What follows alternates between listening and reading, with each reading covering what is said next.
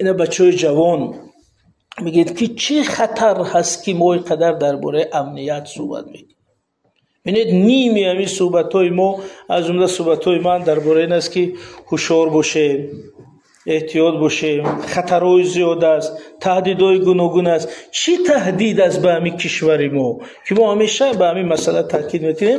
در این باره چند سخن میگم. ببینید البته تهدیدهای مشخص رو میدونید، ولی چون دانشگاه هست یک چارچوبی نظریوی و تحلیلی همین تهدید اگر نگاه کنیم، همین روز تاجیکان همچون ملت، همچون فرهنگ، همچون تمدن و تاجیکستان همچون دولت با 4 تهدید اساسی روبرو است.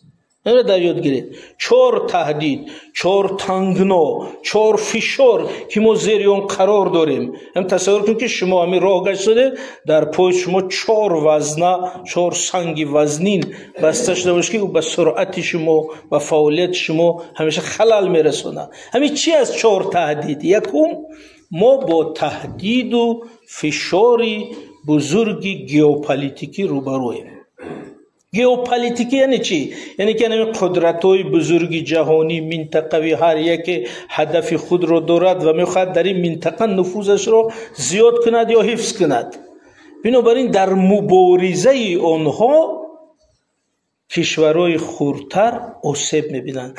اگر پیام سال گذشته را پیش رو بیاره، پرزیدنت گفتن که تاجیکستان در چهارراهی برخوردی منفیت‌های قدرت‌ها قرار دارد. یعنی جایی که ما جا گرفتیم همین خیلی حساس است. مثلا اگر یک کشور در یاد بیارید، اینا کشور چیلی کسی دیده است؟ در کجاست کشور چیلی؟ در امریکای جنوبی، در او بری اقیانوسی. نه چین اونجا کار داره، نه روسیه اونجا کار داره، نه اروپا اونجا کار داره. ولی ما در یک منطقه مرکز جهان قرار داریم که چین هم میخواد جا نفوذ داشته باشد، روسیه هم میخواد جا داشته باشد، امریکا هم، اروپا هم، با کشورهای خرد منطقوی هم میگیم قدرت‌های منطقوی. بنابراین ما در منطقه بسیار حساس ژئوپلیتیکی قرار داریم. از این رو همه این بازیگرا میخوان اینجا باشن، اما همش بوده نمیتواند. برای همین حالت به امنیت ما بسیار خطر است. هر یکش میتونه اینجا را ناامن کند. ببینید اگر مثال دقیق گیریم، همین سالهای اخیر، 2 سال اخیر راهبر دولت ما در چندین فروم بین الخلقی اشتراک کرد که خود نامهاش بیان میکنه چی میخوان. مثلا روسیه و آسیای مرکزی، چین و آسیای مرکزی، آلمان و آسیای مرکزی، هند و آسیای مرکزی. اینا روز 2-3 اپریل در سمرقند میشه فرومی اتحادیه اروپا و آسیای مرکزی. همش میگه بیا و همش یک گپ میگه با من باش، با او نباش. اگر میری فروم چین آسیای مرکزی، اون میگه با ما باشه. میری فروم روسیه آسیای مرکزی، اون میگه با ما باش. میری فروم امریکا آسیای مرکزی، اون میگه با ما باش، با او نباش. بنابراین در همین بحث قدرت ها باید همین کشور نگاه داره. این یکی از کارهای مشکل است و من میگم که در همین شرایط نگاه داشتن ثبات و امنیت یک کشور یک قهرمانی یا رهبریت دولت است. این بسیار مسئله حساس. این یک تهدید که اول جزئیاتش نمیگیم. دوم تهدید ایدئولوژی یا تنگنای ایدئولوژی است که مثلا ایدئولوژی گوناگون از جمله افراطگرایی دینی تهدید میکند، میخواد ما رو فرو برد. خواهی جایی است که شما را بهتر میدونید، استادی محترم دوملا هستند این مسئله دقیق تر میدونن که نه تنها تهدید ژئوپلیتیکی با تهدید ایدئولوژی است که من از جمله افراطگرایی دینی و لیبرالیسم شدید غربی هر یکش میخواد که نه تنها دولت ما رو بلکه حتی ارزش‌های ما رو تغییر دهد.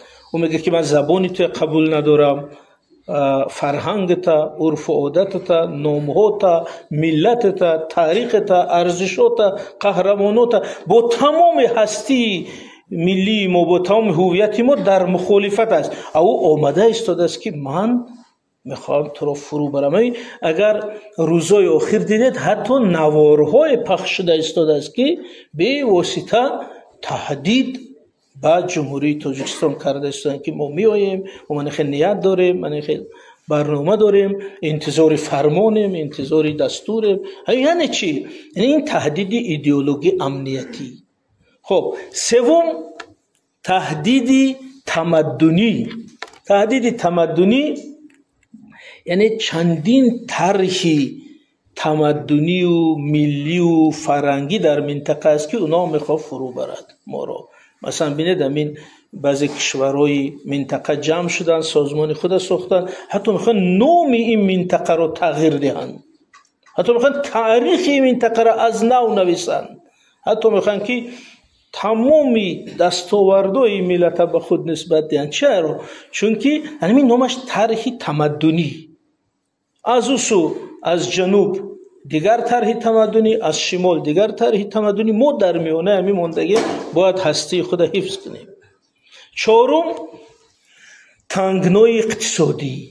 تنگنای اقتصادی به این معنی که بالای منفعت‌های اقتصادی منطقه مبارزه ادامه میکند و در زیر همه یعنی مبارزه‌های سیاسی، ژئوپلیتیکی، امنیتی باز همون منافع اقتصادی همیشه نهفته. شما ببینید امریکا اوکراین رو 3 سال دستگیری کرد، فقط یک سخن میگفت: برای آزادی، برای استقلال، برای ارزش‌های بلند لیبرالی ما اوکراین دستگیری میکنیم. ان اخیر اومد راستش گفت که همون کندنی‌های فایده‌ناک به ما میدی، بعد رشاد میشیم. تمام. یعنی مقصد اساسی ظاهر شد اساسی. بنابراین در زیر تمام اینمی مبارزه ها باز همی است که برق تاجیکستان، آب تاجیکستان، اورانی ازبکستان، سرمایه های دولت، گاز ترکمنستان به کی نصیب میشد؟ انا برای همین زیر اینا با مبارزه اقتصادی است. مثلا اینش میگه که با جنوب رابطه نکن، اینش میگه با شمال رابطه نکن. اگر شما همین مصاحبه یا چی میشه کنفرانس مطبوعاتی رئیس کمیته سرمایه گذاری تاجیکستان همین سال این ماه گذشته دیدید، اون کس گفتن که ما از امریکا یک مکتوب گرفتیم که در اونجا گفته است که من در ساحه نفت، گاز فلان با روسیه همکاری نکن وگرنه 3 نقطه. یعنی ما چیکار کرده میتونیم؟ اگر ما با روسیه نفت و گاز او را نخریم دیگر راهی واردات نداریم، اگر بخریم با تحریم های او قدرت میشد. این ببینید این نوعش تنگنای اقتصادی. یا که یک مثال راهی آهن چین به اروپا اول قرار بود باید از تاجیکستان گذرد، ما تو جوهاش معین کرده بودیم. من اون وقت در امون سیاست خارجه کار میکردم، ما از طریق رشت و جرگتا باید همین راه آهن چین اروپا میگذشت. خوز بینید در همین سالا از من دورترم نمیدونم چرا، دیگه الان خبر شد، معرفی شد که این راه از طریق کشورهای دیگر منطقه میگذره، از ما نمیگذره. یعنی مبارزه اقتصادی است که منافع رو کی صاحب میشه. بنابراین اگر جنبش کنیم ببینید از یک سو تهدید و فشار ژئوپلیتیکی، از یک سو تهدید و فشار ایدئولوژی، تهدید و فشار تمدنی، تهدید و فشار اقتصادی، انا در همین حالت باید این کشور نگاه داشت. و برای همین من باری دیگر میگم که خود نگاه داشتن این کشور در چند قدمی ناامنی خودش یک قهرمانی است. برای همین سرحدی بین تاجیکستان و افغانستان این فقط یک خط سرحدی بین دو دولت نیست، این سرحدی بین دو تفکر، سرحدی بین دو نوع جهانبینی، سرحدی بین دو شکل زندگی، سرحدی بین دو ایدئولوژی جهانی، سرحدی بین مبارزه های ژئوپلیتیکی. بنابراین ما در صف پیش این مبارزه استودیم. انا برای همین مسئله امنیت برای ما همیشه مسئله رقم 1 است. بنابراین رشد میگیم، پیشرفت میگیم، زندگی شایسته میگیم، اما در ضمن اونها امنیت رو فراموش نمیکنیم.